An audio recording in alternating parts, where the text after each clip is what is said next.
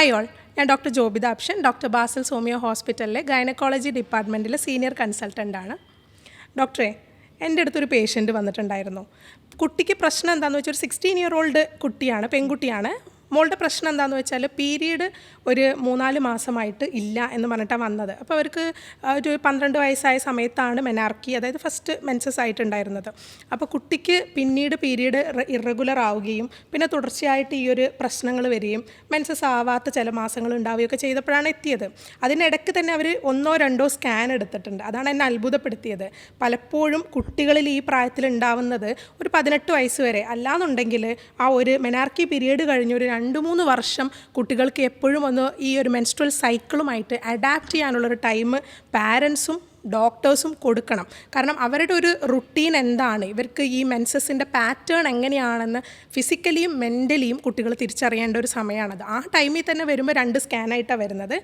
പക്ഷേ സ്കാനിൽ PCOD diagnose ചെയ്തിട്ടുണ്ടായിരുന്നു.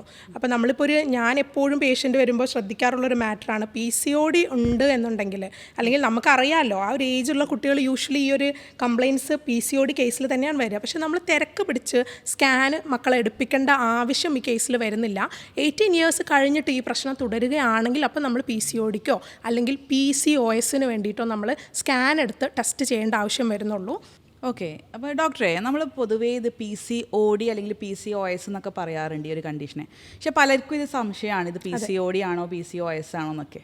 അപ്പോൾ നമ്മൾ ഒട്ടുമിക്ക പെൺകുട്ടികളും ചോദിക്കാറുണ്ട്, ഡോക്ടർ ഇത് രണ്ടും വ്യത്യസ്തങ്ങളായിട്ടുള്ള 2 കണ്ടീഷനാണോ, അത് രണ്ടും സെയിം ആണോ എന്നൊക്കെ ചോദിക്കാറുണ്ട്. എനിക്ക് പറയാനുള്ളത്, PCOD എന്ന് പറയുന്നത് നമ്മൾ പോളിസിസ്റ്റിക് ഓവേറിയൻ ഡിസീസ്, ഒരു ഓവറിയിലുള്ള സിസ്റ്റുകൾ, മൾട്ടിപ്പിൾ സിസ്റ്റുകൾ വളരുന്ന ഒരു കണ്ടീഷനാണ് PCOD. പക്ഷെ അതിലേറെ കുറച്ചും കൂടെ കോംപ്ലക്സ് ആയിട്ടുള്ള ഒരു കണ്ടീഷനാണ് PCOS. നമ്മളൊരു സാമ്പാർ ഉണ്ടാക്കുന്ന പോലെയാണ്, സാമ്പാറും സാധാ ഒരു പരിപ്പ് കറി ഉണ്ടാക്കുന്ന പോലെ തന്നെയാണ് 2 കണ്ടീഷനും. പരിപ്പ് കറിയിൽ പരിപ്പ് മാത്രമേ ഉണ്ടാവുള്ളൂ, പക്ഷെ സാമ്പാറാകുമ്പോൾ ഒരുപാട് വെജിറ്റബിൾസ് അതിലുണ്ടാവും. അതുപോലെ തന്നെയാണ് PCOS, ഒരുപാട് കോംപ്ലക്സ് സിംറ്റംസ് കൂടി ചേർന്നിട്ടുണ്ടാവുന്ന ഒരു കണ്ടീഷനാണ് നമ്മൾ PCOS. ഈ ഒരു PCOS എന്നുള്ള കണ്ടീഷനാണ് നമ്മൾ കോമൺ ആയിട്ട് കണ്ടുവരുന്നത്. ഓവറിയിൽ മൾട്ടിപ്പിൾ സിസ്റ്റം ഉണ്ടാവും. അത് കാരണം ഹോർമോണൽ ഇംബാലൻസ് കാരണം പല സിസ്റ്റത്തെയും എഫക്റ്റ് ചെയ്യുന്ന ഒരു കണ്ടീഷനാണ്.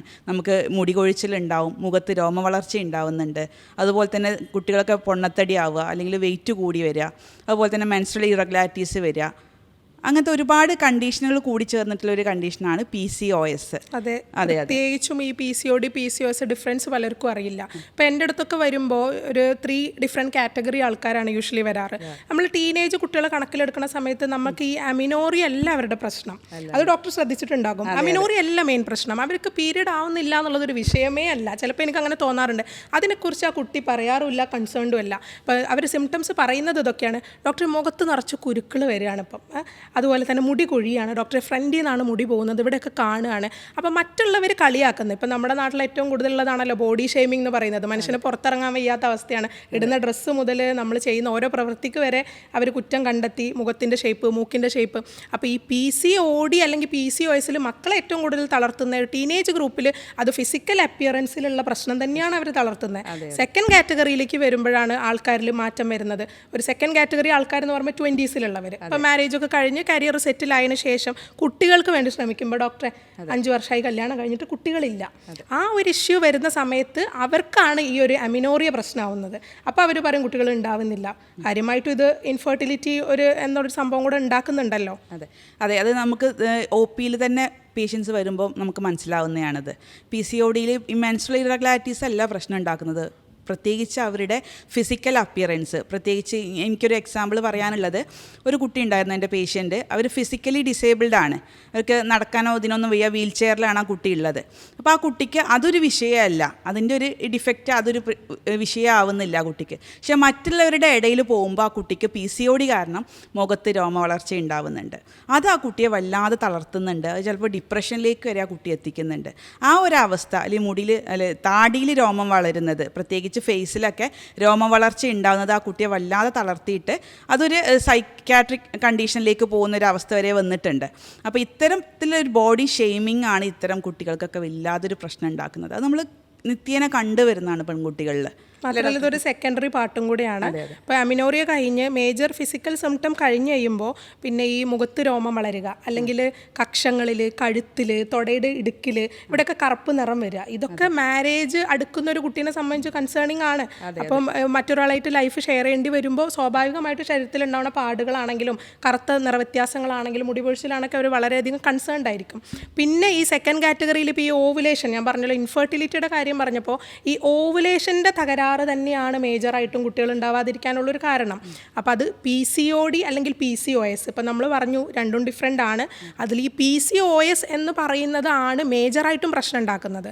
PCOS ഒരു സിൻഡ്രോമാണ്. അപ്പോൾ നിങ്ങൾക്ക് നോർമലി ഉണ്ടാവുന്ന മെൻസ്ട്രൽ ഇറഗുലാരിറ്റീൻ്റെ ഒപ്പം തന്നെ മുഖത്ത് രോമം വളരുക, വെയിറ്റ് കൂടുക, ഇങ്ങനത്തെ പ്രശ്നങ്ങൾ വരികയും ചെയ്യും, ഓവുലേഷൻ നടക്കാതിരിക്കുകയും ചെയ്യും. ഇവിടെ കാര്യമായിട്ട് ഹോർമോണൽ ഇംബാലൻസ് ഉണ്ട്. അതായത് ശരീരത്തിൽ ആൻഡ്രോജൻ എന്ന ഹോർമോണിൻ്റെ അളവ് വളരെയധികം കൂടുതലാണ്. അതൊരു മെയിൽ ഹോർമോണാണ്. സ്ത്രീകൾക്ക് ഒരു ലിമിറ്റഡ് അളവിൽ മാത്രം ഉണ്ടാവേണ്ട ഹോർമോൺ അധികമായിട്ട് ഉണ്ടാവുകയും ആൻഡ്രോജൻ്റെ പ്രൊഡക്ഷൻ കൂടുമ്പോൾ ഇൻസുലിൻ റെസിസ്റ്റൻസ് ഉണ്ടാവും ശരീരത്തിൽ.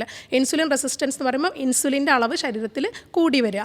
അങ്ങനത്തെ സ്റ്റേജിലാണെങ്കിലും നമ്മൾ ഏറ്റവും കൂടുതൽ ചെയ്യേണ്ടത് ഡയറ്റും എക്സസൈസും തന്നെയാണ്. ഇപ്പോൾ PCODനെ സംബന്ധിച്ച് നമുക്ക് ചിലപ്പം മെഡിസിനൽ ഇൻ്റർവെൻഷൻ ഇല്ലാതെ, നിങ്ങൾ മരുന്ന് എടുക്കാതെ തന്നെ നിങ്ങൾക്ക് എക്സസൈസ് ഡയറ്റൊക്കെ സജസ്റ്റ് ചെയ്യാൻ പറ്റും. കാരണം PCOSനെ കമ്പയർ ചെയ്യുമ്പോൾ താരതമ്യേന അതിന് പിന്നെ ഹോർമോണൽ ഇംബാലൻസ് ഒക്കെ കുറവാണ്. അപ്പോൾ നിങ്ങൾ ചിലപ്പം ഡയറ്റ് നന്നായി ശ്രദ്ധിക്കുന്ന ഒരാളാണ്, അല്ലെങ്കിൽ എക്സസൈസ് നന്നായി ചെയ്യുന്ന ഒരാളാണെന്നെങ്കിൽ നമുക്ക് മെഡിസിൻ്റെ ആവശ്യം വരുന്നില്ല.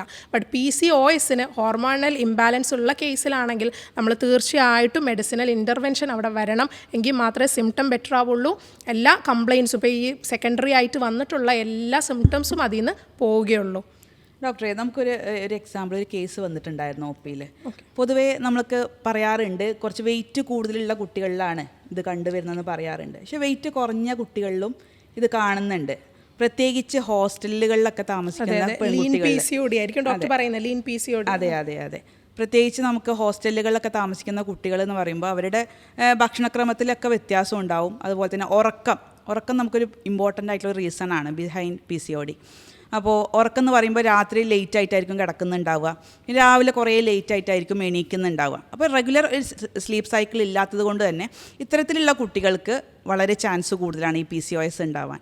അതുപോലെ തന്നെ നമ്മൾ കൂടുതലായിട്ട് ഫോറിൻ കൺട്രീസിലൊക്കെ വളരുന്ന കുട്ടികളാണെങ്കിൽ അവർ കൂടുതലായിട്ട് ചോക്ലേറ്റ്സ് ഒക്കെ കൂടുതലായിട്ട് കഴിക്കുന്ന കുട്ടികളായിരിക്കും. വേറെ ഭക്ഷണങ്ങളൊന്നും അധികം കഴിക്കുന്നുണ്ടാവില്ല, പക്ഷേ ചോക്ലേറ്റ്സിൻ്റെ കൺസ്യൂം കൂടുതലായിരിക്കും. അത് കാരണം അവർക്ക് PCOS വരാനുള്ള ചാൻസ് വളരെ കൂടുതലാണ്. മാത്രമല്ല പൊതുവേ നമ്മൾ പറയാറുള്ളത് കുറച്ച് വെയിറ്റ് കൂടുതലുള്ള അല്ലെങ്കിൽ അമിതവണ്ണമുള്ള അല്ലെങ്കിൽ പൊണ്ണത്തടിയുള്ള കുട്ടികളിൽ എന്ന് പറയാറുണ്ട്. പക്ഷെ നമ്മൾ ഇപ്പോൾ കൂടുതലായിട്ട് OP-യിൽ മെലിഞ്ഞ കുട്ടികളിലും കണ്ടുവരുന്നുണ്ട്. അപ്പോൾ അവർക്ക് തന്നെ അത്ഭുതമാണ്. ഈ അവർ ചോദിക്കാറുണ്ട്, ഡോക്ടറെ ഡയറ്റ് ഞാൻ കേട്ടു, ഡോക്ടർ വീഡിയോയിൽ പറഞ്ഞ ഡയറ്റ് കേട്ടു, ഇത് ഞാൻ എൻ്റെ കുട്ടി ഫോളോ ചെയ്ത് കഴിഞ്ഞാൽ ഇനിയും വെയിറ്റ് കുറഞ്ഞല്ലേ ഡോക്ടറെ പോകാന്ന്. അവരെ സംബന്ധിച്ച് കുറച്ചും കൂടെ ന്യൂട്രീഷൻ വാല്യൂ ഉള്ള ഫുഡ് കൂട്ടി കഴിക്കണം. കാരണം ഇപ്പം നട്ട്സൊക്കെ നിങ്ങൾക്ക് ഉപയോഗിക്കാവുന്നതാണ്, പക്ഷേ തൈറോയ്ഡ് ഉണ്ടോ എന്നുള്ളത് ശ്രദ്ധിക്കുക. തൈറോയ്ഡ് ഇതിൽ ശ്രദ്ധിക്കേണ്ട ഒരു വിഷയമാണ്. തൈറോയ്ഡും വൈറ്റമിൻ D എന്ന് പറയുന്നതും, ഇത് രണ്ടും PCOD ഉള്ള ഒരു കുട്ടീനെ സംബന്ധിച്ച് നമ്മൾ ആൻഡ്രോജൻ ഹോർമോൺ ടെസ്റ്റിന് കൊടുക്കണം, ഈസ്ട്രാഡിയോൾ ഹോർമോൺ ടെസ്റ്റിന് കൊടുക്കണം, തൈറോയ്ഡ് ഫങ്ഷൻ ടെസ്റ്റ് നിർബന്ധമായിട്ടും ചെയ്യിപ്പിക്കണം. അതോടൊപ്പം തന്നെ പ്രൊലാക്റ്റിൻ ഹോർമോണിൻ്റെ അളവും കൂടെ ചെക്ക് ചെയ്യിപ്പിക്കണം. ഇനിയിപ്പോൾ അതൊരു മിഡ് ഏജിലുള്ള ആളാണെങ്കിൽ 20+ ആണ്, മാരീഡ് ആണ്, കുട്ടികൾക്ക് വേണ്ടിയിട്ടാണെന്നുണ്ടെങ്കിൽ അവിടെ നമ്മൾ കുറച്ചും കൂടെ സെക്ഷൽ ഹോർമോൺസ് കുറച്ചും കൂടെ റിപ്രൊഡക്റ്റീവ് ഹോർമോൺസിൻ്റെ ടെസ്റ്റ് കൂടുതൽ ചെയ്യുക. അപ്പോൾ അതിൽ പെട്ടതാണ് FSH, AMH എന്ന് പറയുന്ന ടെസ്റ്റുകളൊക്കെ.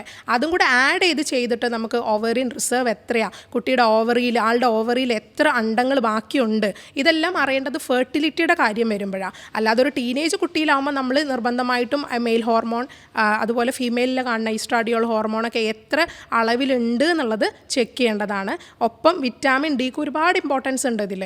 Vitamin D anti inflammatory property ഉള്ളതാണ്. വിറ്റാമിൻ D ശരീരത്തിൽ കുറവാണെന്നുണ്ടെങ്കിൽ ഇൻസുലിൻ റെസിസ്റ്റൻസ് കൂടുകയും PCOS കൂടാനുള്ള ചാൻസ് ഉണ്ടാവുകയും ചെയ്യുന്നുണ്ട് അവിടെ. അതുകൂടാതെ തന്നെ ഓവുലേഷനെ പ്രിവെൻറ്റ് ചെയ്യുന്നതാണ് മേജർ ഒരു പ്രശ്നം. ഓവുലേഷൻ തന്നെയാണല്ലോ. അതെ. അതുപോലെ തന്നെ നമ്മൾ OP-യിൽ കാണുന്നത് തൈറോയ്ഡ് ഉള്ള കുട്ടികളിൽ, പ്രത്യേകിച്ച് ഓട്ടോ ഇമ്മ്യൂൺ തൈറോയിഡൈറ്റിസ് ഒക്കെ ഉള്ള കുട്ടികളിൽ കൂടുതലായിട്ട് ഈ പ്രൊലാക്റ്റിൻ ഹോർമോൺ കൂടുതലായിട്ട് കണ്ടുവരുന്നുണ്ട്. അപ്പോൾ അത് കാരണം ഇവർക്ക് ഓവുലേഷൻ പ്രിവെൻറ്റ് ചെയ്യുകയും അതുവഴി PCOD-യിലേക്ക് അത് പോകുന്നുണ്ട്. അപ്പോൾ തൈറോയിഡും പ്രൊലാക്റ്റിനും നിർബന്ധമായിട്ടും കുട്ടികളിൽ, പ്രത്യേകിച്ച് മാരീഡ് ചെയ്ത കുട്ടികളിലൊക്കെ പ്രത്യേകിച്ച് ശ്രദ്ധിക്കുക. ശ്രദ്ധിക്കണം. അപ്പോൾ അതൊരു പ്രധാന കാരണം തന്നെയാണ്. തീർച്ചയായിട്ടും. പിന്നെ പ്രൊലാക്റ്റിനും അങ്ങനെ തന്നെയാണല്ലോ. പ്രൊലാക്റ്റിനും ഈ ഓവുലേഷനെ സപ്രസ് ചെയ്യുന്നുണ്ട്, വിറ്റാമിൻ ഡിയുടെ കുറവും സപ്രസ് ചെയ്യുന്നുണ്ട്. അപ്പോൾ എപ്പോഴും വിറ്റാമിൻ ഡിയുടെ സപ്ലിമെന്റ് കൂടെ എടുക്കുന്നതാവും നല്ലത്. അപ്പോൾ നിങ്ങൾ കുറവാണ്, ഇൻസഫിഷ്യൻ്റ് ആണ് വാല്യൂ എങ്കിൽ വിറ്റാമിൻ ഡിയും കൂടെ എടുക്കുക. അതുപോലെ ഡോക്ടറെ സ്ട്രെസ്സ് വളരെ ഒരു ഇമ്പോർട്ടൻ്റ് ആയിട്ടുള്ള ഒരു കാരണമാണല്ലോ ഇതിൽ അല്ലേ. കൂടുതലായിട്ട് പെൺകുട്ടികളിലൊക്കെ കൂടുതലായിട്ട് സ്ട്രെസ്സ് കൂടുതലായിട്ട് വരുന്നുണ്ട്. ഇപ്പോൾ ഏകദേശം സ്ട്രെസ് ഇല്ലാത്ത ആരും ഇല്ലല്ലോ, നമ്മളെല്ലാവർക്കും സ്ട്രെസ് ഉണ്ട്. പക്ഷെ ഓവറായിട്ട് സ്ട്രെസ് നമ്മൾ വാരി വലിച്ചെടുക്കുമ്പോൾ ഇതൊരു പെട്ടെന്ന് തന്നെ സൈക്കിൾ പോലെയാണ്, വൺ ലീഡ്സ് ടു അനദർ എന്ന് പറഞ്ഞ പോലെ ഒന്നിന്ന് ഒന്നിലേക്ക് അങ്ങനെ പോയിക്കൊണ്ടിരിക്കുകയാണ്. കോർട്ടിസോൾ ഹോർമോണാണ് അവിടെ സ്ട്രെസ്സിന്റെ കാര്യത്തിൽ പിന്നെ ബുദ്ധിമുട്ടാക്കുന്നത്. കോർട്ടിസോളും ചെക്ക് ചെയ്യുന്ന നന്നാവും. ഹോർമോണിന്റെ കാര്യത്തിൽ നമ്മൾ കോർട്ടിസോളിന്റെ ലെവലും കൂടെ അളക്കുന്ന നല്ലതാണ്. യൂഷ്വലി നമ്മൾ ഈ ബ്രെയിൻ വർക്ക് ഉണ്ടല്ലോ, ബ്രെയിൻ വർക്കാണ് കൂടുതൽ നമുക്ക് സ്ട്രെസ് ഉണ്ടാക്കുന്നത്. ഫിസിക്കൽ ലേബറിലേറെ ബ്രെയിൻ കുറേ നേരം വർക്ക് ചെയ്യുക. ഇപ്പൊക്കെ എന്ന് പറഞ്ഞാൽ നമുക്ക് ഒരു ടൈം ടേബിൾ ഇല്ല വർക്കിന്. വർക്ക് ഫ്രം ഹോം വന്നല്ലോ കോവിഡിന് ശേഷം. അതിനുശേഷം ആൾക്കാർക്ക് ഒരു നിശ്ചിത ടൈം ഇല്ല വർക്കിന്. വീട്ടിൽ ചെന്നാലും വർക്ക് ചെയ്യാം എന്നുള്ളത് കമ്പനിക്കാർക്ക് മനസ്സിലായി. അപ്പോൾ ഓരോരോ സ്ഥാപനങ്ങളിൽ വർക്ക് ചെയ്യുന്ന ഒരു ലാപ്ടോപ്പ് കയ്യിലുണ്ടെന്ന് വെച്ചാൽ വീട്ടിൽ നിന്നും ചെയ്തോളൂ ബാക്കി വർക്ക് എന്നുള്ള രീതിയിലാണ്. ഇത് സ്വാഭാവികമായിട്ടും നമുക്കൊരു 8 hours സ്ലീപ്പും അതോടൊപ്പം തന്നെ നമ്മുടെ ലെഷർ ആക്ടിവിറ്റിക്ക് ഒരു 3-4 hours നമ്മൾ കണ്ടിട്ടില്ല എന്നുണ്ടെങ്കിൽ തീർച്ചയായിട്ടും സ്ട്രെസ് കൂടും. അത് ഇതിനൊരു റീസൺ ആണ്. അതെ. അതേപോലെ കോവിഡിന് ശേഷം കുറേ കേസുകൾ കണ്ടിട്ടുണ്ട്, PCOD കേസുകൾ. കാരണം കോവിഡിന് ശേഷം നമ്മുടെ എല്ലാ സിസ്റ്റത്തിലും ഈ കോവിഡ് വൈറസ് വളരെയധികം ബാഡായിട്ട് എഫക്റ്റ് ചെയ്തിട്ടുണ്ട്. പ്രത്യേകിച്ച് ഓവറീസിലൊക്കെ, ഓവറീസിൻ്റെ ഫോളിക്കിൾ ഡെവലപ്മെൻറ്റിലൊക്കെ ഒരുപാട് മാറ്റങ്ങൾ, മെൻസ്ട്രൽ ഇറഗുലാരിറ്റീസ് ഒരുപാട് ഈ കോവിഡിന് ശേഷം നമ്മൾ കണ്ടുവരുന്നുണ്ട്. അപ്പോൾ ഈ കോവിഡ് ഈ ഒരു പാൻഡമിക് വന്നതിന് ശേഷമാണ് നമ്മൾ ഇത്തരം ചേഞ്ചസ് ഓവറിയിലും ഓവുലേഷനിലൊക്കെ ഒരുപാട് ചേഞ്ചസും കൂടെ നമ്മൾ കുട്ടികളിൽ കണ്ടുവരുന്നുണ്ട്. തീർച്ചയായിട്ടും അത് തന്നെയാണ് എഫക്റ്റ് ചെയ്യുന്നതും. അപ്പം നമുക്ക് ഈ സ്റ്റേജസ് ഒക്കെ നമുക്ക് മാറ്റിയെടുക്കാൻ പറ്റും. ഒപ്പം പേഷ്യൻറ്റും കൂടെ സപ്പോർട്ടീവായിരിക്കണം. ഇന്നാൾ വന്നൊരു പേഷ്യൻ്റിൻ്റെ അടുത്ത് പറഞ്ഞത്, ഡോക്ടറെ ഞാനിപ്പോൾ മരുന്ന് കഴിക്കുന്നുണ്ടല്ലോ, ഞാൻ ആ കുട്ടീൻ്റെ അടുത്ത് ഡയറ്റും എക്സസൈസും വളരെ ഇമ്പോർട്ടൻ്റ് ആയിട്ട് ചെയ്യണം എന്ന് പറഞ്ഞു വിട്ടതായിരുന്നു. പക്ഷേ നെക്സ്റ്റ് മന്ത് വന്നപ്പോൾ ആൾ വെയിറ്റ് ഒന്നും കുറഞ്ഞിട്ടില്ല. അപ്പോൾ വെയിറ്റ് കുറഞ്ഞാലേ, ഞാൻ പറഞ്ഞിരുന്നു വെയിറ്റ് കുറഞ്ഞാലേ നമുക്കിത് മാനേജ് ചെയ്യാൻ പറ്റുള്ളൂ. ബട്ട് ആ ഫെയ്ത്ത് ഉണ്ടല്ലോ, മെഡിസിനിലുള്ള ഫെയ്ത്താണ് ആൾക്ക്. അപ്പോൾ ആ മെഡിസിൻ കഴിച്ചാൽ എനിക്ക് എല്ലാം ഓക്കെ ആവും. അപ്പോൾ അത് ഒരിക്കലും അങ്ങനെയല്ല. നമ്മൾ ഈ PCODയുടെയോ PCOS കേസ് എടുത്ത് നോക്കുകയാണെങ്കിൽ 70% പേഷ്യൻറ്റിൻ്റെ കയ്യിലാണെന്നേ ഞാൻ പറയുള്ളൂ. Patient should work there. അപ്പോൾ അവർ ആ വർക്ക് കറക്റ്റായിട്ട് ചെയ്യണം. ഞാൻ എന്താണോ ഏൽപ്പിച്ചത് അത് ചെയ്യണം. ഡയറ്റ് ആണെങ്കിൽ ഡയറ്റ്, എക്സസൈസ് ആണെങ്കിൽ എക്സസൈസ്. അത് ചെയ്തതിന് ശേഷം ബാക്കി 30% എന്നെ കുറ്റം പറയാൻ പറ്റുമെന്ന് ഞാൻ പറഞ്ഞു. അപ്പോൾ അമിനോറിക് ആണ്, പീരിയഡ് ആവുന്നില്ല ഒരു കുട്ടി പറയുകയാണെങ്കിൽ ഫിസിക്കൽ ആക്ടിവിറ്റി വരണം. സെഡൻഡറി ലൈഫ് സ്റ്റൈലിനെ കുറിച്ച് ഡോക്ടർക്ക് പിന്നെ പറയാമല്ലോ. അതിനെക്കുറിച്ച് സെഡൻഡറി ലൈഫ് സ്റ്റൈൽ എന്ന് പറയുന്നത് ഇപ്പോൾ ഈ വർക്കിംഗ് ഇരുന്ന് ജോലിയാണ് ചെയ്യുന്നത്. ബട്ട് ഇരുന്നുള്ള ജോലി ആകുമ്പോഴും പ്രശ്നമാണ്. പിന്നെന്താ പറയുക, പല കുട്ടികൾക്കും മടിയാണ്. പ്രത്യേകിച്ച് പഠിക്കുന്ന പെൺകുട്ടികൾക്കൊക്കെ ഈ എക്സസൈസ് എന്ന് പറയുമ്പോൾ തന്നെ ഒരു മടി. അത് കാരണം പല ആൾക്കാരും ട്രീറ്റ്മെന്റ് എടുക്കാനും വൈകാറുണ്ട്. അതെ, ടൈമില്ല, ജോലിക്ക് പോകുന്നു, ടൈമില്ല, എക്സാം ആണ്, ടൈമില്ല, ഹെൽത്ത് ബാക്കിലോട്ടാണ്. അതൊരു വലിയൊരു വിഷയമാണ് ഇതിൽ. അപ്പോൾ പല ആൾക്കാരും നമ്മൾ ഒരു എക്സസൈസ് ചെയ്താൽ മാത്രമേ ഇത് മാറുള്ളൂ എന്നുള്ള രീതിക്ക് പലരും ഇത് ട്രീറ്റ്മെൻറ്റിന് തന്നെ മടിക്കാറുണ്ട്. ഒരു എക്സസൈസിൽ മാത്രമേ ഇത് കംപ്ലീറ്റ് അങ്ങോട്ട് ക്യൂർ ആവുള്ളൂ എന്നുള്ള രീതിക്കാണ്. പക്ഷെ എല്ലാം എക്സസൈസും വേണം, ഡയറ്റും വേണം, അതിൻ്റെ കൂടെ പ്ലസ് മെഡിസിൻസും കൂടെ എടുത്ത് കഴിഞ്ഞാൽ 100% നമുക്ക് റിസൾട്ട് കിട്ടുന്ന ഒരു കേസാണ് ഈ PCOS. അപ്പോൾ ഡോക്ടർക്ക് എന്തെങ്കിലും എക്സ്പീരിയൻസുകൾ ഉണ്ടോ നമുക്ക് ഇങ്ങനത്തെ PCOD? ഷുവറായിട്ട് PCOD നമ്മൾ ഡെയിലി കാണുന്ന ഒരു കേസാണ്. അപ്പോൾ ഇത് ഇന്നിപ്പോൾ PCODക്ക് അല്ല ആൾ വരുന്നെങ്കിലും നമ്മൾ സ്കാൻ എടുക്കുമ്പോൾ അതിൽ PCOD ഉണ്ടാവും. മറ്റെന്തെങ്കിലും ഡിസീസ് ആയിരിക്കും ചിലപ്പോൾ. അത് പറഞ്ഞു വരുമ്പോൾ നമ്മളൊരു അബ്ഡോമിനൽ സ്കാനോ പെൽവിക് സ്കാനോ കൊടുത്തു കഴിഞ്ഞാൽ അത് PCOD ഉണ്ടാകും. അപ്പോൾ ചിലർക്കൊക്കെ എന്താണെന്ന് വെച്ചാൽ സിംറ്റം കുറവാണ്. ഞാൻ പറഞ്ഞല്ലോ, PCOD ആണെങ്കിൽ വലുതായിട്ട് ഹോർമോണൽ ഇംബാലൻസ് ഇല്ലാത്ത കേസിൽ നമ്മൾ ട്രീറ്റ്മെൻറ്റിലേക്ക് പോകേണ്ട ആവശ്യമില്ല. പക്ഷേ അല്ലാത്ത കേസുകളിൽ നിർബന്ധമായിട്ടും നിങ്ങളൊരു മെഡിസിനൽ ഇൻ്റർവെൻഷൻ വേണ്ടി വരും, സപ്പോർട്ടീവ് തെറാപ്പികൾ വേണ്ടി വരും. അപ്പോൾ അതൊക്കെ എടുത്തു കഴിഞ്ഞാൽ പേഷ്യൻ്റ് ബെറ്റർ ആവുകയും ചെയ്യും. അപ്പോൾ വെറും ഒരു എക്സസൈസും ഡയറ്റും മാത്രം എന്ന് പറഞ്ഞ് അതിനെ നിസ്സാരമായിട്ട് കളയല്ല. പക്ഷേ എക്സസൈസും ഡയറ്റും നിർബന്ധമാണ്. അതിൻ്റെ ഒപ്പം നമ്മുടെ മെഡിസിനും കൂടെ കഴിക്കുകയാണെങ്കിൽ ബെറ്റർ ആവും. ഇതിൻ്റെ ഒക്കെ മേജർ പാർട്ട് കിടക്കുന്ന വെയിറ്റ് ലോസിൽ തന്നെയാണ്. വെയിറ്റ് എല്ലാ തവണയും മോണിറ്റർ ചെയ്യണം. വരുന്ന സമയത്ത് എല്ലാ തവണയും എല്ലാ പേഷ്യൻസിനും വെയിറ്റ് നോക്കുക. നെക്സ്റ്റ് മന്തിൽ അവരെത്ര kg കുറഞ്ഞു എന്നുള്ളതാണ്. ഇതൊരിക്കലും കുറക്കുന്നത് വളരെ പെട്ടെന്നാവരുത്. അത് മറ്റൊരു കാര്യമാണ്. ഇപ്പോൾ കീറ്റോ ഡയറ്റ് ചെയ്യുന്നവർ, കീറ്റോ ഡയറ്റ് മോശമെന്ന് പറയുന്നില്ല, ഇൻ്റർമിറ്റൻറ്റ് ഫാസ്റ്റിംഗ് ചെയ്യുന്നവർ, ഇങ്ങനെ പല ഡയറ്റ്, GM ഡയറ്റ് ചെയ്യുന്നവർ, ഇങ്ങനെ പല ഡയറ്റും ഫോളോ ചെയ്യുന്നവരുണ്ട്. അപ്പോൾ ഈ ഡയറ്റുകളെല്ലാം മോശമെന്നല്ല പറയുന്നത്. പക്ഷേ ഈ ഡയറ്റുകളൊക്കെ ചെയ്യുന്ന സമയത്ത് എക്സ്പെക്റ്റേഷൻ എന്താണ്? വെയിറ്റ് പെട്ടെന്ന് കുറക്കുക, പെട്ടെന്നൊരു മാറ്റം വരിക. ഡോക്ടർ എന്നോട് വെയിറ്റ് കുറക്കാൻ പറഞ്ഞു, പെട്ടെന്നൊരു ചേഞ്ച് വരുത്തുക. അപ്പോൾ ഒരു 70 കിലോ ഉള്ള ആൾ അടുത്ത വിസിറ്റ് വരുമ്പോഴേക്കും ഞാൻ കാണാം 63 കിലോ 62 കിലോ. ഞാൻ ചോദിച്ചത് എങ്ങനെ പോസിബിളായി? അപ്പം ഇതിൻ്റെ ട്രിക്ക് എന്താ ഡോക്ടർ? ഞാൻ കീറ്റോ ഡയറ്റ് ചെയ്തു. അപ്പം ഞാൻ ചോദിച്ചു നെക്സ്റ്റ് വിസിറ്റ് നോക്കട്ടെ. ഞാൻ വെയിറ്റ് നോട്ട് ചെയ്ത് വെച്ചു അവിടെ. നെക്സ്റ്റ് വിസിറ്റ് വന്നപ്പോൾ ആൾ വീണ്ടും 72 kg ആയി. അപ്പോൾ വീണ്ടും 2 kg കൂടി പഴയതിൽ നിന്നും. അതിൻ്റെ റീസൺ എന്താണെന്ന് വെച്ചാൽ കീറ്റോ ഡയറ്റ് പോലുള്ള സ്ട്രിക്റ്റ് ഡയറ്റ്, അല്ലെങ്കിൽ GM ഡയറ്റ് പോലുള്ള സ്ട്രിക്റ്റ് ഡയറ്റുകൾ, 7 days ഡയറ്റാണ് GM ഡയറ്റ്. അപ്പോൾ ഇത്തരം സ്ട്രിക്റ്റ് ഡയറ്റ് നമ്മളെ കൊണ്ട് കുറേ നാൾ കൊണ്ടുപോകാൻ കഴിയില്ല. നമ്മൾ എങ്ങനെയായാലും നമ്മൾ മനുഷ്യരാണ്, നമുക്ക് പഴയൊരു ടെൻഡൻസി ഉണ്ടാവും. നമ്മളിപ്പം പ്രത്യേകിച്ച് മലയാളികളാണ്, നമുക്ക് റൈസ് ഐറ്റംസ് കഴിക്കാനുള്ള ഒരു ടെൻഡൻസി സ്വാഭാവികമായിട്ടും വരും. നമ്മൾ റൈസ് ഒഴിവാക്കുക എന്നൊക്കെ പറയുമ്പോൾ പേഷ്യൻസിന് പോസിബിൾ അല്ല. അപ്പോൾ കീറ്റോ ഒക്കെ ഏറിപ്പോയ 1 മാസം 2 മാസം ചെയ്ത് കഴിഞ്ഞാൽ വീണ്ടും പഴയ രീതിയിലേക്ക് വരും. അല്ലെങ്കിൽ അത് മെയിൻറ്റെയിൻ ചെയ്ത് പോകാൻ കഴിയണം. ഇന്റർമീഡിയറ്റ് ഫാസ്റ്റിംഗ് ഇതിലൊരു കൂടുതൽ എഫക്റ്റീവായിട്ട് കണ്ടിട്ടുണ്ട്. ബെറ്റർ അതാണെന്നാണ് തോന്നിയിട്ടുള്ളത്. ഇന്റർമീഡിയറ്റ് ഫാസ്റ്റിങ്ങിന് കുറച്ചും കൂടെ റിസൾട്ട് കിട്ടുന്നുണ്ട്. മാത്രമല്ല ഒരു കംപ്ലീറ്റ് ഫാസ്റ്റിംഗ് അതിൽ വരുന്നില്ല. ഒരു 12 hours ഫാസ്റ്റിങ്ങേ വരുന്നുള്ളൂ. നേരത്തെ കഴിച്ചിട്ട് ഒരു രാവിലെ ഒരു 8 o'clock കഴിക്കുന്ന ഒരു രീതിയാണത്. 12 hours ഫാസ്റ്റിങ്ങേ വരുന്നുള്ളൂ. പിന്നെ നമുക്ക് ആവശ്യമുള്ളത് കഴിക്കുകയും ചെയ്യാം. കംപ്ലീറ്റ് സ്ട്രിക്ട്ലി നമുക്ക് അവോയ്ഡ് ചെയ്യണ്ട, ഒരു ഭക്ഷണം നമുക്ക് സ്ട്രിക്ട്ലി അവോയ്ഡ് ചെയ്യണ്ട. അതുകൊണ്ട് തന്നെ ഒരുപാട് ആൾക്കാർ അതിന് റിസൾട്ട് പറയാറുണ്ട്. ഇന്റർമീഡിയറ്റ് ഫാസ്റ്റിംഗ് റിസൾട്ട് കിട്ടുന്നുണ്ട്. പക്ഷേ ഇതൊക്കെ ആൾക്കാർക്ക് മുന്നോട്ട് കൊണ്ടുപോകാൻ എത്ര കഴിയും എന്നുള്ളതിനെ ഡിപ്പെൻഡ് ചെയ്തിട്ടിരിക്കും. അപ്പോൾ മുന്നോട്ട് കൊണ്ടുപോകാൻ കഴിയുകയാണെങ്കിൽ അത് ഓക്കെയാണ്. അല്ലാത്ത പക്ഷം നമുക്ക് അതിന് ബുദ്ധിമുട്ട് തന്നെയാണ്. ഇപ്പോൾ പേഷ്യൻസ് വരുന്ന സമയത്ത് ഇവർക്ക് നമ്മൾ കൃത്യമായിട്ട് ഒരു ഡയറ്റ് ചാർട്ടൊക്കെ കൊടുത്തിട്ടാണ് പറഞ്ഞു വിടുന്നത്. അപ്പോൾ ആ ഡയറ്റ് ഫോളോ ചെയ്യുക. അപ്പോൾ ഈ ഡയറ്റ് എന്ന് പറയുന്നത് അത്ര സ്ട്രിക്റ്റ് ഒന്നുമല്ല. ഈ ഡയറ്റിൻ്റെ അകത്ത് ബാലൻസ്ഡ് ഡയറ്റാണ്. നിങ്ങൾക്ക് റൈസ് കുറച്ച് കുറക്കുക, മധുരം കുറച്ച് കുറക്കുക. ഇപ്പോൾ റൈസ് എന്ന് പറയുമ്പോൾ രാവിലെ നമ്മൾ കഴിക്കുന്ന റൈസിൽ പെട്ടത് തന്നെയാണ്. അപ്പോൾ ദോശ കഴിക്കുന്നതും അപ്പം കഴിക്കുന്നതും എല്ലാം റൈസിൽ പെട്ടതാണ്. അപ്പോൾ അതിൻ്റെ അളവ് കുറയണം. പകരം 30% പ്രോട്ടീനാണ് ബ്രേക്ക്ഫാസ്റ്റിൽ വരേണ്ടത്. അതിനിപ്പോൾ നമുക്ക് മുട്ട എടുക്കാം, ചീസ് എടുക്കാം, പനീർ എടുക്കാം. ഇനി ഒന്നും വേണ്ട, വെജിറ്റേറിയൻ ആണെന്നുണ്ടെങ്കിൽ കടല, മൺപയർ, ചെറുപയർ പോലുള്ള പ്രോട്ടീൻ ഭക്ഷണങ്ങൾ ഉൾപ്പെടുത്താം. അപ്പോൾ അത് 30% ബ്രേക്ക്ഫാസ്റ്റിൽ വരിക. പിന്നെ ഫ്രീക്വൻസി ഉണ്ടല്ലോ ഡോക്ടർ, ഇടയ്ക്കിടയ്ക്ക് കഴിക്കാൻ ശ്രദ്ധിക്കുക അല്ലേ. നമ്മളൊരു 3 തവണ കഴിക്കുന്ന ആളാണെങ്കിൽ ഒരു 6 തവണ ആയിട്ട് കഴിക്കാൻ ശ്രദ്ധിക്കുക. അപ്പോൾ അതിൻ്റെ അളവ് കുറയ്ക്കുക, ക്വാണ്ടിറ്റി കുറച്ചിട്ട് അതിൻ്റെ ഫ്രീക്വൻസി കൂട്ടുക. അപ്പോൾ നമുക്ക് അധികമായിട്ട് വിശക്കില്ല, അതിൻ്റെ അളവും കുറക്കാം, കലോറീസും കുറഞ്ഞു വരും. അപ്പോൾ നമുക്ക് വെയിറ്റ് റിഡക്ഷനും അത് ഹെൽപ്പ് ചെയ്യുന്നുണ്ട് അല്ലേ. പിന്നെ വേറെ എന്തൊക്കെയാണ് നമ്മൾ ഉച്ചയ്ക്ക് എന്തൊക്കെയാണ് നമുക്ക് കൂടുതലായിട്ട് ഭക്ഷണങ്ങൾ ഇതിൽ ഉൾപ്പെടുത്താം? ഉച്ചയ്ക്ക് ഇപ്പം നമുക്ക് ചോറ് ഒഴിവാക്കണം എന്ന് പറയില്ല. ഇവിടെ പേഷ്യൻസ് വരുന്ന സമയത്ത് ഞാൻ ചോറ് ഒഴിവാക്കൂ എന്ന് പറഞ്ഞിട്ട് കംപ്ലീറ്റ് ആയിട്ട് റൈസ് ഡയറ്റ് ഒന്ന് ഒഴിവാക്കി. നമ്മുടെ ഒരു ബേസിക് ഫുഡാണ്, ബേസിക് ഫുഡായ ഒരു സംഭവം കംപ്ലീറ്റ്ലി അവോയ്ഡ് ചെയ്തതിന് ശേഷം തല കറങ്ങിയ ആൾ വീണു. അപ്പോൾ ഡോക്ടർ പറഞ്ഞ പോലെ ഞങ്ങൾ ചോറെല്ലാം അങ്ങോട്ട് ഒഴിവാക്കി. ഞാൻ ചോറ് ഒഴിവാക്കാൻ ഞാൻ ആരടുത്തും പറഞ്ഞിട്ടില്ല. ചോറ് നിങ്ങൾ ഒഴിവാക്കണം എന്നല്ല, നിങ്ങൾ തവിടുള്ള അരി ശ്രദ്ധിച്ച് കഴിക്കുക, മട്ടരി, ചുവന്ന അരി. ഇനി അതല്ല, നിങ്ങൾക്ക് അത് പറ്റില്ല, വെള്ള ചോറാണെങ്കിൽ നിങ്ങൾക്ക് ഒരു പിടി കഴിക്കാം. നമ്മളെല്ലാവരും കഴിക്കണം നമ്മുടെ കയ്യിൻ്റെ ഒരു അളവാണ്. ഇതാ നമ്മുടെ റൈറ്റ് ഹാൻഡിൻ്റെ അളവാണ് നമ്മളെല്ലാവരും കഴിക്കേണ്ട അളവ് എന്ന് പറയുമ്പോൾ. എനിക്കാണെങ്കിൽ എൻ്റെ കയ്യിൻ്റെ അളവ്. അപ്പോൾ അത്രയും റൈസെങ്കിലും നിങ്ങൾ ഒരു ദിവസം കഴിക്കണം. പിന്നെ നൈറ്റ് നമുക്ക് ഡിന്നറിന് ഫുഡ് വേണ്ട എന്നുള്ളതാണ് പൊതുവേ കണ്ടുവരുന്ന ട്രെൻഡ്.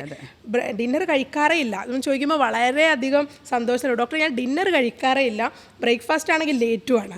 അപ്പം ഇതൊക്കെ ഒരു ബാഡ് ഹാബിറ്റിൽ പെട്ടതാണ്. നമ്മൾ എത്ര കുറവ് കഴിക്കുന്നു എന്നുള്ളതല്ല, കഴിക്കുന്നതിൽ എന്തൊക്കെ നല്ലതുണ്ട് എന്നുള്ളതാണ് ഒരു ദിവസം ശ്രദ്ധിക്കേണ്ട കാര്യം. ഡിന്നർ ഏറ്റവും നേരത്തെ കഴിക്കുക. ഒരു 7 to 8 ഉള്ളിൽ ഡിന്നർ കഴിഞ്ഞിരിക്കണം. ആളൊരു 10 മണിക്ക് കിടക്കുന്ന ആളാണെങ്കിൽ 6:30 മുതൽ 8 മണിയുടെ ഉള്ളിൽ ഡിന്നർ പൂർത്തിയാക്കിയിരിക്കണം. ഇനി ബ്രേക്ക്ഫാസ്റ്റ് ആണെങ്കിലും അങ്ങനെ തന്നെയാണ്, നേരത്തെ കഴിക്കുക. ഈവനിങ്ങിൽ നമുക്ക് സാലഡുകളൊക്കെ കഴിക്കാം, വെജിറ്റബിൾസ് സാലഡ്സ് ഒക്കെ കഴിക്കാം, ചപ്പാത്തിയൊക്കെ കഴിക്കാം. അപ്പം ഇങ്ങനെ ഒരു ഹെൽത്തി അല്ലെങ്കിൽ ബാലൻസ്ഡ് ഡയറ്റ് ഫോളോ ചെയ്ത് കഴിഞ്ഞാൽ നമുക്ക് ഇത് മെയിൻറ്റെയിൻ ചെയ്ത് കൊണ്ടുപോകാൻ പറ്റും. PCOD കംപ്ലീറ്റ് ക്യൂർ ചെയ്ത് കഴിഞ്ഞാലും അത് വീണ്ടും വരാനുള്ള ചാൻസ് വളരെ കൂടുതലാണ്.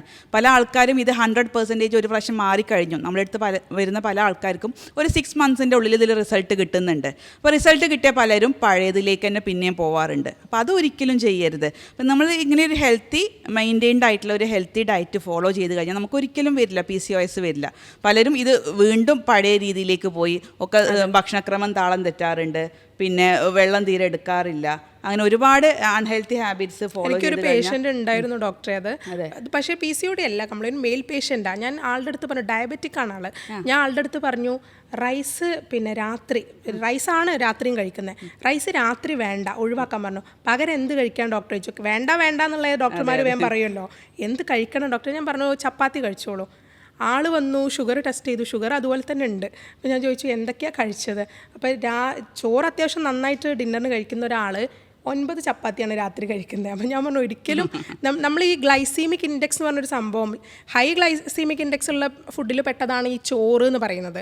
അതുപോലെ നമുക്ക് അതേ അളവിൽ ചപ്പാത്തി കഴിക്കാം എന്നല്ല പറയുന്നത്. ചപ്പാത്തിയിൽ ഷുഗർ, നമുക്ക് ഷുഗർ ഇപ്പോൾ ചോറിൽ നിന്ന് പെട്ടെന്ന് കയറുമെങ്കിൽ ചപ്പാത്തിയിൽ നിന്ന് പതിയെ കയറുള്ളൂ. അതാണ് അതിൻ്റെ റീസൺ. അല്ലാതെ പെട്ടെന്ന് ചോറ് പോലെ പെട്ടെന്ന് കയറില്ല എന്നാണ് പറയുന്നത്. അപ്പോൾ ചപ്പാത്തി നിങ്ങൾ 10 ചപ്പാത്തി 12 ചപ്പാത്തി നിങ്ങളുടെ കപ്പാസിറ്റിക്ക് അനുസരിച്ച് ഡിന്നർ എടുക്കാൻ നിന്നാൽ നിങ്ങൾക്ക് ഷുഗർ കുറയാൻ സാധ്യതയില്ല. അപ്പം ഈ PCOD ഉള്ളവർ ശ്രദ്ധിക്കേണ്ടത്, PCOD ഉള്ളവർക്ക് ഷുഗർ ടെൻഡൻസി ഉണ്ട്. ടൈപ്പ് 2 ഡയബറ്റീസ് വരാനുള്ള സാധ്യത കൂടുതലാണ് ഇൻസുലിൻ റെസിസ്റ്റൻസ് ഉള്ളതുകൊണ്ട്. അതുകൊണ്ട് എപ്പോഴും ഒരു ഷുഗർ പേഷ്യൻ്റ് എന്തൊക്കെ, ഡയബറ്റിക് ആയ ഒരു പേഷ്യൻ്റ് എന്തൊക്കെ ഡയറ്റ് ഫോളോ ചെയ്യുമോ അതേ രീതിയിലാണ് ഇവർ ഫോളോ ചെയ്യേണ്ടത്. എക്സെപ്ഷൻ എന്ന് പറയുമ്പോൾ ഫ്രൂട്ട്സ്. ഡയബറ്റിക് ആയവർക്ക് ലിമിറ്റഡ് ഫ്രൂട്ട് ഇൻടേക്കേ പറ്റുള്ളൂ എങ്കിൽ PCOD ഉള്ളവർക്ക് ധാരാളം പുളിപ്പുള്ള ഫ്രൂട്ട്സൊക്കെ അവരുടെ ഡയറ്റിൽ കൂടുതൽ ഉൾപ്പെടുത്തുക. അതിൽ പെട്ടതാണ് സ്ട്രോബെറി, നല്ലൊരു ഫ്രൂട്ടാണ്. അതുപോലെ കിവി, ഇതെല്ലാം അവരുടെ ഡയറ്റിൽ ഉൾപ്പെടുത്തുക. അതുപോലെ അവക്കാഡോ, ഗുഡ് ഫാറ്റാണ്, നല്ല ഫാറ്റുള്ളൊരു ഫ്രൂട്ടാണ് അവക്കാഡോ എന്ന് പറയുന്നത്, ബട്ടർ ഫ്രൂട്ടില്ലേ.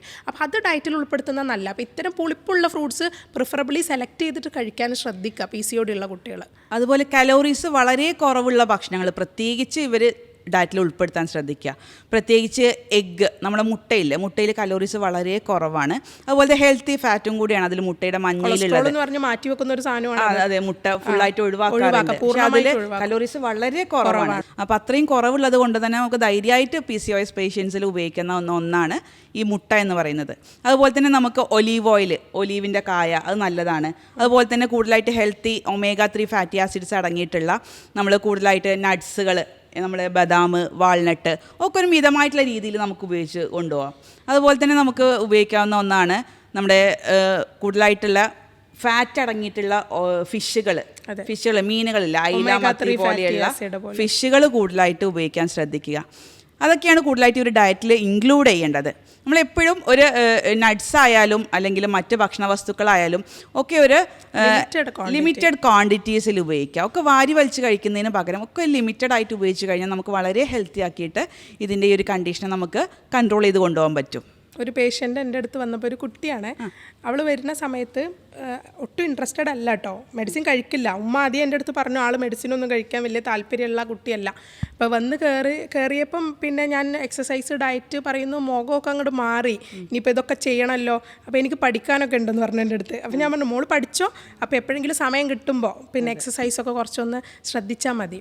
നെക്സ്റ്റ് വിസിറ്റ് എൻ്റെ അടുത്തേക്ക് വരുമ്പോൾ കയ്യിൽ പിന്നെ ബാഗിൻ്റെ സൈഡിൽ എന്ന് പറയാൻ പറ്റില്ല, ഏകദേശം ഇങ്ങനെ പിടിച്ചിട്ട് തന്നെയാണ് ഒരു പെപ്സിയുടെ ബോട്ടിലായിട്ട് ആൾ ക്യാബിനിലേക്ക് കയറുന്നത്.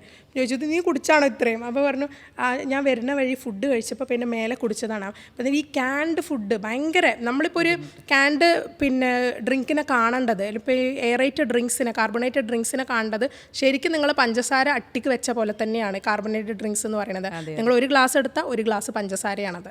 അപ്പം അത് ശ്രദ്ധിക്കേണ്ട ഒരു വിഷയമാണ്. അപ്പം കുട്ടിയെടുത്ത് ഞാൻ പറഞ്ഞു മനസ്സിലാക്കി ഇങ്ങനത്തെ ഒന്നും കുടിക്കാൻ പറ്റില്ല. ഇപ്പം നമ്മൾ ക്യാൻഡ് ഫുഡ്, പിന്നെ ഡ്രിങ്ക്സ് ആണെങ്കിലും സോഫ്റ്റ് ഡ്രിങ്ക്സ് ആണെങ്കിലും ഇനിയിപ്പോൾ ജ്യൂസസ് ആണെങ്കിലും ശരി, ജ്യൂസസും ഇത് തന്നെയാണ്. എല്ലാ കുട്ടികൾക്കും ഇപ്പോൾ അതാ ഇഷ്ടം. ഫ്രൂട്ട്സിന് പകരം ജ്യൂസ് ആക്കിയിട്ടാണ് കഴിക്കാറുള്ളത്. ഫ്രഷ് ജ്യൂസ് കുറവാണ്. ഫ്രഷ് ജ്യൂസ് പിന്നെ അടിച്ചെടുക്കാൻ സമയമാവും. ഇപ്പോൾ പുറത്ത് പോയി കഴിഞ്ഞാൽ അതിനിപ്പോൾ കിട്ടാൻ സമയം, അപ്പോൾ പാക്ഡ് ആയിട്ടുള്ളത് കംഫർട്ടബിൾ ആണ് ആൾക്കാർക്ക്. അപ്പോൾ അത് പെട്ടെന്ന് വാങ്ങുക, കുടിക്കുക എന്നുള്ള രീതിയിലേക്ക് മാറി. മറ്റൊന്നാണ് ബിസ്ക്കറ്റ്, ബ്രെഡ്, മൈദയുടെ എല്ലാ സാധനങ്ങളും അതുപോലെ തന്നെയാണ്. പാസ്ത, ഇനി പുറത്തിറങ്ങിയ ഷവർമ, അങ്ങനത്തെ എല്ലാം റെഡിമെയ്ഡ് ആയിട്ട് കിട്ടുന്നതുകൊണ്ടേ അത് പെട്ടെന്ന് നമുക്ക് വാങ്ങിക്കാനോ അതുപോലെ പെട്ടെന്ന് നമുക്ക് അസുഖങ്ങൾ ഉണ്ടാവാനോ അത് കാരണമാവുന്നുണ്ട്. അതാണ് മെയിനായിട്ട് നമ്മുടെ മാർക്കറ്റുകളിൽ തന്നെയാണ് നമുക്ക് അസുഖം സ്റ്റാർട്ട് ചെയ്യുന്നത്. അപ്പോൾ ആ ഒരു രീതി, നമ്മൾ കൂടുതലായിട്ട് റെഡിമെയ്ഡ് ഐറ്റംസ് വാങ്ങി കഴിക്കുന്ന രീതി എന്തായാലും ഇത്തരം ആളുകൾ ഒഴിവാക്കാൻ ശ്രദ്ധിക്കുക. ഈ ഒരു രോഗത്തിനൊന്നല്ല, എല്ലാ രോഗങ്ങൾക്കും കാരണം ഈ ഒരു ഈ ലൈഫ് സ്റ്റൈൽ പിന്നെ മോഡിഫിക്കേഷൻ വരുത്തേണ്ട രോഗങ്ങളിൽ അത് വരുത്തിയിട്ടേ കാര്യമുള്ളൂ. നിങ്ങൾ മരുന്ന് എടുത്തിട്ട് കാര്യമില്ല. മരുന്ന് എടുക്കുന്നത് സപ്പോർട്ട് ചെയ്യാനാണ്. ഇതൊക്കെ ചെയ്തിട്ടും ബെറ്റർ ആവാത്തവർക്ക് വേണ്ടി മരുന്നുകളും കൂടെ ഹെൽപ്പ് ചെയ്യും. പിന്നെ ഒരു എക്സ്പേർട്ട് ഡോക്ടറുടെ അഡ്വൈസ് ഉണ്ടെങ്കിൽ നിങ്ങൾക്ക് ഒന്നും കൂടെ നിങ്ങളുടെ ഡയറ്റിൽ എന്തൊക്കെ ഉൾപ്പെടുത്താം. അപ്പം PCOD ഉള്ള ഒരാൾക്ക് മറ്റെന്തൊക്കെ രോഗങ്ങളുണ്ടെന്ന് ഡോക്ടർക്കേ പറഞ്ഞുതരാൻ കഴിയുള്ളൂ. അപ്പോൾ ആ രോഗത്തിനനുസരിച്ച് നിങ്ങളുടെ ഡയറ്റിൽ വ്യത്യാസങ്ങൾ വന്നേക്കാം. അപ്പോൾ ഷുഗറും PCODയും ഒരുമിച്ചുള്ള ആൾക്ക് ഷുഗറും കൂടെ ഫ്രൂട്ട്സും കൂടെ ചിലപ്പം കുറച്ച് കുറക്കേണ്ടതായിട്ട് വരും. തീർച്ചയായിട്ടും തൈറോയിഡ് ഇതിൻ്റെ കൂടെ അസോസിയേറ്റ് ചെയ്ത് നമ്മൾ കണ്ടുവരുന്നുണ്ട്. അപ്പോൾ അത്തരം ആളുകൾ ചില വെജിറ്റബിൾസ്, പ്രത്യേകിച്ച് കോളിഫ്ലവർ, ക്യാബേജ് പോലെയുള്ള വെജിറ്റബിൾസ് ഒന്ന് ലിമിറ്റ് ചെയ്യേണ്ടി വരും. അത് കുക്ക് ചെയ്ത് കഴിക്കുകയാണെങ്കിൽ അത്രക്ക് പ്രശ്നം വരാറില്ല. പ്രത്യേകിച്ച് നമ്മൾ സാലഡിലൊക്കെ പച്ചക്ക് കഴിക്കുമല്ലോ. അപ്പം അത്തരം ആളുകൾ, തൈറോയിഡുള്ള ആളുകളാണെങ്കിൽ ഒന്ന് അതിൻ്റെ എമൗണ്ട് കുറക്കുക. കുക്ക് ചെയ്ത് കഴിക്കുകയാണെങ്കിൽ കൺസ്യൂം ചെയ്യാം. പിന്നെ അതൊക്കെ തൈറോയിഡിൻ്റെ ക്വാണ്ടിറ്റിക്ക് അനുസരിച്ചാണ്. TSH എത്ര ലെവൽ ഉണ്ടെന്നൊക്കെ നോക്കിയിട്ട് നമ്മൾ പറയാറുള്ളൂ. അതൊക്കെ ഇതിൻ്റെയൊക്കെ മേജർ കാരണം എന്ന് പറയുന്നത് വെയിറ്റ് കൂടുതൽ എന്നുള്ളതാണ്. അപ്പോൾ വെയിറ്റ് കുറക്കുക എന്നുള്ളത് മാത്രം ചിന്തിച്ചാൽ മതി. ഒരു ഡോക്ടർ ചിന്തിക്കുമ്പോൾ അതിന് നമുക്ക് പല രീതിയിൽ ചിന്തിക്കണം. ഇന്നതുണ്ടോ, ഇൻസുലിൻ റെസിസ്റ്റൻസ് ഉണ്ടോ, ഹിർസ്യൂട്ടിസ് ഉണ്ടോ, ഇപ്പോൾ മുഖത്ത് രോമവളർച്ച ഉണ്ടോ, അങ്ങനെ സെപ്പറേറ്റ് ആയിട്ട് നമ്മൾ തിങ്ക് ചെയ്യണം. പക്ഷേ ആസ് എ പേഷ്യൻ്റ് നിങ്ങൾ ഒരൊറ്റ കാര്യം ചിന്തിക്കേണ്ടതുള്ളൂ, വെയിറ്റ് കുറക്കുക. അപ്പോൾ ആ വെയിറ്റ് കുറക്കാൻ ഡോക്ടർ എന്തൊക്കെയാണ് പറഞ്ഞത് ചെയ്യുക. അപ്പോൾ നമ്മുടെ ഫാറ്റിൽ നിന്ന് തന്നെയാണ് ആൻഡ്രോജൻ ഹോർമോൺ ഉണ്ടാകുന്നത്. അപ്പോൾ ആ മെയിൽ ഹോർമോൺ ഫാറ്റിൽ നിന്ന് കൂടും. അപ്പോൾ നിങ്ങളുടെ ഫാറ്റ് കുറയുകയാണെന്നുണ്ടെങ്കിൽ ആൻഡ്രോജൻ കുറയും. ആൻഡ്രോജൻ കുറയുമ്പോൾ നിങ്ങളുടെ ബാക്കിയുള്ള PCODയുടെയും PCOSൻ്റെ എല്ലാ സിംറ്റംസും കുറഞ്ഞു വരും. പിന്നെ പല പേഷ്യൻസും ഡോക്ടറിൻ്റെ അടുത്ത് കൺസേൺഡ് ആയിട്ട് ചോദിക്കാറുണ്ട്, മെൻസസ് ഒന്നും റെഡി ആയിട്ടില്ലെങ്കിലും കുഴപ്പമില്ല, ഈ മുഖത്തുള്ള ഈ മീശ, താടി, ഇതെല്ലാം ഡോക്ടറെ എപ്പോഴാണ് പോവുക? ഏറ്റവും ഫൈനലായിട്ടാണ് അത് പോവാറ്. കാരണം സിംറ്റം എല്ലാം റെഡ്യൂസായി, ഓവറിയിലെ ഈ ബൾക്കിനെസ് കുറഞ്ഞ് ഓവറിയുടെ വോളിയം ഒക്കെ ഒന്ന് നോർമലായി വന്നതിന് ശേഷവും പലരിലും രോമവളർച്ച ഉണ്ടാവാറുണ്ട്. ഹോർമോൺ കുറച്ചും കൂടെ ബാലൻസ് ആവാൻ ഇത്തിരി കൂടെ ടൈം എടുക്കും. ഇപ്പോൾ നമുക്ക് ഏറ്റവും ഫസ്റ്റ് വരുന്ന സിംറ്റം ആയിരിക്കും ചിലപ്പോൾ ഏറ്റവും ലാസ്റ്റ് പോകുന്നത്. മുഖത്ത് രോമവളർച്ച നിങ്ങൾക്ക് ആദ്യം വന്നിട്ടുണ്ടെങ്കിൽ ചിലപ്പോൾ ഏറ്റവും ഫൈനലായിട്ടായിരിക്കും അത് പോകുന്നത്. അപ്പോൾ നിങ്ങൾ ഫിസിക്കൽ അപ്പിയറൻസിനെ മാത്രം ബാധിക്കുന്ന ഒരു രോഗമായിട്ട് PCODനെ ആരും കാണരുത്. പ്രത്യേകിച്ച് കുഞ്ഞു മക്കൾ, 20 വയസ്സിന് താഴെയുള്ള മക്കൾ ഒരിക്കലും ലിമിറ്റ് ചെയ്യരുത്. ഇത് വാസ്റ്റായിട്ട് നിങ്ങളുടെ ബോഡിക്കകത്ത് ഒരുപാട് ചേഞ്ചസ് വരുത്തുന്ന ഒരു കണ്ടീഷനാണ്. അപ്പോൾ അതിന് ആ രീതിയിൽ തന്നെ മനസ്സിലാക്കി അതിന് വേണ്ടുന്നത് വെയിറ്റ് ലോസ് ആണെന്ന് മനസ്സിലാക്കിയിട്ട് ഒരു അതിൻ്റെ ഒരു ഡയറ്റും എക്സസൈസും ഫോളോ ചെയ്യുക. വെയിറ്റ് ലോസ് ചെയ്യുമ്പോൾ പ്രത്യേകം കുട്ടികൾ ശ്രദ്ധിക്കുക, പെട്ടെന്നുള്ളൊരു വെയിറ്റ് ലോസ് ആരും എടുക്കരുത്. അങ്ങനെ പ്രത്യേകിച്ച് നമ്മൾ ഗ്രാജ്വലി ഉള്ള വെയിറ്റ് ലോസ്, അതാണ് നമ്മൾ കൂടുതലായിട്ട് ഇതിൽ എയിം ചെയ്യേണ്ടത്. നമ്മൾക്കൊരു 60 കിലോ ഉണ്ടെങ്കിൽ ഒരു 6 കിലോ വെച്ചിട്ട് കുറയ്ക്കാൻ ശ്രദ്ധിക്കുക. അതായത് ഒരു 6 മുതൽ 10% വരെ വെയിറ്റ് മന്ത്ലി കുറക്കുന്ന രീതിക്ക് അങ്ങനെ ചെയ്ത് കഴിഞ്ഞാൽ നമുക്ക് വളരെ എഫക്റ്റീവായിട്ട് വെയിറ്റ് ലോസ് ചെയ്യാം. ഞാൻ നേരത്തെ നിർത്തിപ്പോയൊരു ടോപ്പിക്. അത് വെയിറ്റ് ഈ കീറ്റോ ഒക്കെ ചെയ്തിട്ട് പെട്ടെന്ന് കുറക്കുകയല്ല വേണ്ടത്, നിങ്ങൾ സമയം എടുത്ത് തന്നെ കുറക്കുക. ആരും നിർബന്ധിക്കുന്നില്ല. ഞാൻ 1 kg 2 kg പറയാറ്. ഒരു മന്ത് കഴിഞ്ഞ് വരുമ്പോൾ 1 kgയിൽ 2 kg കുറക്കുക. അത് തീർച്ചയായിട്ടും പോസിബിൾ ആയിരിക്കും. അത് നമ്മൾക്കൊരു സെറ്റ് ചെയ്യുന്നൊരു ടാർഗറ്റ് നമുക്ക് അച്ചീവ് ചെയ്യാൻ പറ്റുന്നതാണെങ്കിൽ അത് അച്ചീവ് ചെയ്ത് ഒരാൾ വരുമ്പോൾ ഭയങ്കര കോൺഫിഡൻ്റ് ആയിരിക്കും. ഞാനിപ്പോൾ 10 കിലോ നെക്സ്റ്റ് മന്ത് കുറച്ചിട്ട് വരും എന്ന് പറയുമ്പോൾ ആൾ 1 കിലോ കുറഞ്ഞു വന്നാൽ കോൺഫിഡൻസ് പോകും ആളുടെ. എന്നെക്കൊണ്ട് ഇത് കഴിയില്ല. അത് ഒരിക്കലും അങ്ങനെയല്ല. വളരെ സ്ലോ ആയിട്ട് ചെയ്യുക. 1 kg 2 kg പെർ മന്ത് കുറയുന്ന രീതിയിൽ പോയി കഴിഞ്ഞാൽ തന്നെ നിങ്ങൾക്കത് മാറ്റിയെടുക്കാൻ പറ്റും. പിന്നെ ഒരിക്കലും PCOD ട്രീറ്റ്മെൻറ്റ് നിങ്ങൾ സിമ്പിളാണെന്നും കരുതരുത്. അതായത് 1-2 മാസം കൊണ്ട് ഇതൊക്കെ ശരിയാക്കി എന്നെ ഇവിടുന്ന് വിടൂലേ ഡോക്ടർ എന്ന് ചോദിക്കുന്ന ഒരുപാട് പേരുണ്ട്. എങ്ങനെയാണ് നമുക്ക് നിങ്ങളുടെ ഇറഗുലറായ സൈക്കിൾ 3 മാസം കൊണ്ട് തന്നെ എല്ലാം കറക്റ്റാണോ എന്ന് പറയാൻ കഴിയുക? ഒരു 6 to 7 സൈക്കിളെങ്കിലും നിങ്ങൾക്ക് കിട്ടുമ്പോഴല്ലേ അത് നോർമലായി എന്ന് നമുക്ക് മനസ്സിലാവുള്ളൂ. അപ്പോൾ 1, 2, 3 ചിലപ്പോൾ നിങ്ങൾ 7 മാസം മുതൽ 1 വർഷം വരെയാണ് ഞാൻ പറയുന്നൊരു ടൈം പീരീഡ് എന്ന് പറയുന്നത്. ഇതിനിടയിലും നിങ്ങൾക്ക് ശരിയാകാം. ഇതിനിടയിലും ചിലപ്പോൾ മാറ്റങ്ങൾ ചില ആളുകളിൽ പെട്ടെന്ന് കാണാറുണ്ട്, 6 monthsന്റെ ഉള്ളിൽ റിസൾട്ട് കിട്ടാറുണ്ട്. പക്ഷെ ചില ആളുകൾക്ക് ഒരു വർഷമൊക്കെ ടൈം എടുക്കാറുണ്ട്. കൺസീവ് ആവുന്ന കാര്യത്തിലും അങ്ങനെ തന്നെ. അപ്പോൾ കുഞ്ഞുങ്ങൾ വേണമെന്നുള്ള ആൾക്കാരാണെങ്കിൽ ഓവുലേഷൻ്റെ ട്രീറ്റ്മെൻറ്റ് കൊടുത്ത് ചിലപ്പോൾ 1.5 വർഷം, ചിലപ്പോൾ 2 വർഷം എടുത്തെന്ന് വരും. ചില ആൾക്കാരിലാണെങ്കിൽ ഫസ്റ്റ് മന്തിൽ തന്നെ പോസിറ്റീവ് ആവുന്നുണ്ട്. ഒരിക്കലും PCOD ഉള്ളൊരു വ്യക്തി കൺസീവ് ആവണം എന്ന് പറഞ്ഞു വരുമ്പോൾ PCODയുടെ ട്രീറ്റ്മെൻറ്റ് സെപ്പറേറ്റും ഇൻഫെർട്ടിലിറ്റിയുടെ ട്രീറ്റ്മെൻറ്റ് സെപ്പറേറ്റും അല്ല. ഇത് രണ്ടും കൂടെ കമ്പൈൻഡ് ആയിട്ട് തന്നെയാണ് കൊടുക്കുക. PCOD ഉള്ളപ്പോൾ തന്നെ ആൾ പ്രഗ്നൻ്റ് ആവുക ചെയ്യുന്നത്. അതിൽ തന്നെ PCOD ഉള്ള ആൾക്കാർ പ്രഗ്നൻ്റ് ആയി കഴിഞ്ഞാൽ ഒരുപാട് സംശയങ്ങളാണ് അവർക്ക്. ഇനിയും PCOD വരുമോ എന്നുള്ള സംശയങ്ങളുണ്ടാവും. അതിൽ ശ്രദ്ധിക്കേണ്ടത്, പ്രത്യേകിച്ച് ഡെലിവറിയൊക്കെ കഴിഞ്ഞ സ്ത്രീകളാണെങ്കിൽ ഒരുപാട് നമ്മൾ വെയിറ്റ് കൂടുന്ന രീതിക്കുള്ള ഭക്ഷണ രീതികൾ അവോയ്ഡ് ചെയ്യുക.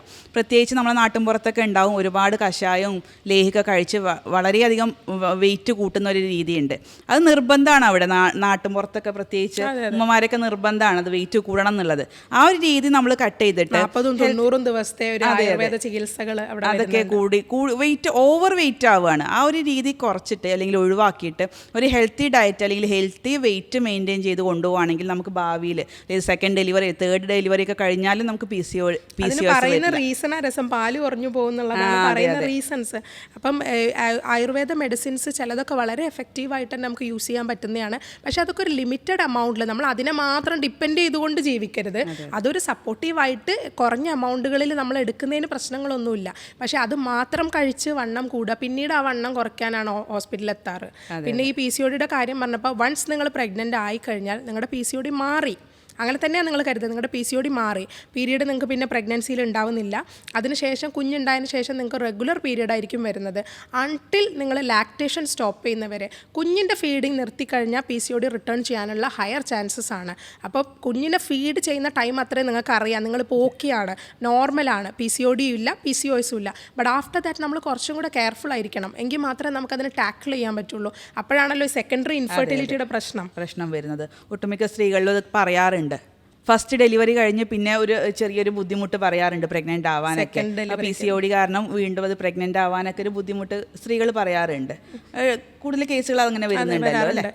അതിങ്ങനെ ഈ റിയലൈസ് ചെയ്യാത്ത ആൾക്കാരാണ്. വൺസ് ഫസ്റ്റ് PCOD ഉണ്ടാകും, അത് ട്രീറ്റ്മെന്റിലായിരിക്കും ഫസ്റ്റ് പ്രഗ്നൻസി ആയത്, അതിനുശേഷം അവരത് കംപ്ലീറ്റ്ലി അതങ്ങോട്ട് മറക്കുകയാണ്. ബട്ട് അവർ ഓർമ്മയിൽ വെക്കേണ്ടത് ആഫ്റ്റർ ലാക്ടേഷൻ ഇത് വീണ്ടും തിരിച്ചു വരാൻ ചാൻസ് കൂടുതലാണ്. അപ്പം നിങ്ങൾക്ക് സെക്കൻഡ് പ്രഗ്നൻസിക്ക് വേണമെന്നുണ്ടെങ്കിൽ അപ്പോഴേ നിങ്ങൾ ഡയറ്റും എക്സസൈസും ഒക്കെ കുറച്ച് ശ്രദ്ധിച്ചു കൊണ്ടുവന്നാൽ നിങ്ങൾക്ക് സെക്കൻഡ് പ്രഗ്നൻസി ബുദ്ധിമുട്ടില്ലാതെയാവും. അപ്പോൾ ഈ സെക്കൻഡറി ഇൻഫെർട്ടിലിറ്റി, സെക്കൻഡ് പ്രഗ്നൻസിക്ക് വേണ്ടി ഇഷ്ടം പോലെ കേസുകളാണ്. ആദ്യത്തെ കുട്ടിക്ക് 10-15 വയസ്സായിട്ടായിരിക്കും ട്രീറ്റ്മെൻറ്റിനായിട്ട് അവർ ശ്രമിക്കുന്നത്. അപ്പോൾ ഒരുപാട് വർഷത്തെ ട്രീറ്റ്മെൻറ്റ് പല സ്ഥലത്തുനിന്നും കഴിഞ്ഞിട്ടുണ്ടാവും. അപ്പോൾ ഇതൊക്കെ നമ്മൾക്ക് ശ്രദ്ധിച്ചാൽ മാറ്റാവുന്ന ചെറിയ ചെറിയ കാര്യങ്ങളാണ്. ഓക്കെ. അപ്പോൾ ഇത്രയും കാര്യങ്ങളൊക്കെയാണ് നമ്മൾ ശ്രദ്ധിക്കേണ്ടത്. ഈ PCOS എന്നുള്ള കണ്ടീഷനിൽ ഒരുപാട് കാര്യങ്ങളുണ്ട്. അതിൽ ചെറിയ കാര്യങ്ങളാണ് നമ്മൾ കൂടുതലായിട്ട് ശ്രദ്ധിക്കേണ്ടത് കേട്ടോ. കോമൺ ആയിട്ട് നിങ്ങൾക്ക് എല്ലാവർക്കും അറിയുന്ന കാര്യങ്ങളായിരിക്കാം ചിലതൊക്കെ, പക്ഷേ ഇതെല്ലാം ശ്രദ്ധിക്കണം എന്നുള്ളതിൻ്റെ ഇമ്പോർട്ടൻസ് എത്രത്തോളാണെന്നും കൂടെയാണ് മനസ്സിലാക്കേണ്ടത്. ഇത് നിസ്സാരമായിട്ടുള്ളൊരു രോഗമായിട്ട് കാണരുത്, പക്ഷേ നിസ്സാരമായിട്ട് നമുക്ക് ഇത് മാറ്റിയെടുക്കാൻ പറ്റുന്ന ഒന്നാണെന്ന് മനസ്സിലാക്കുക. കൃത്യമായിട്ടുള്ള ട്രീറ്റ്മെൻറ്റ് നിങ്ങൾക്ക് നിങ്ങളുടെ പീരീഡിൽ ഇറഗുലാരിറ്റി വരുമ്പോൾ തന്നെ നിങ്ങൾ എടുക്കുക. പീരീഡ് ഇറഗുലർ ആയി എന്ന് പറഞ്ഞിട്ട് വീട്ടിലിരിക്കാതെ ഇറഗുലാരിറ്റി കാണുമ്പോൾ നിങ്ങൾ തീർച്ചയായിട്ടും ഇത് PCOD ആണോ അല്ലെങ്കിൽ PCOSൻ്റേതായിട്ടുള്ള എന്തെങ്കിലും സിംറ്റം നിങ്ങൾക്ക് ഡെവലപ്പ് ആയിട്ടുണ്ടെങ്കിൽ ഒരു എക്സ്പേർട്ട് ഡോക്ടറിനെ കണ്ട് അതിന് വേണ്ടുന്ന ട്രീറ്റ്മെൻറ്റ് എടുക്കുകയാണെങ്കിൽ പെട്ടെന്ന് തന്നെ നിങ്ങൾക്ക് ഇതിൽ മാറ്റം വരുത്താൻ സാധിക്കും.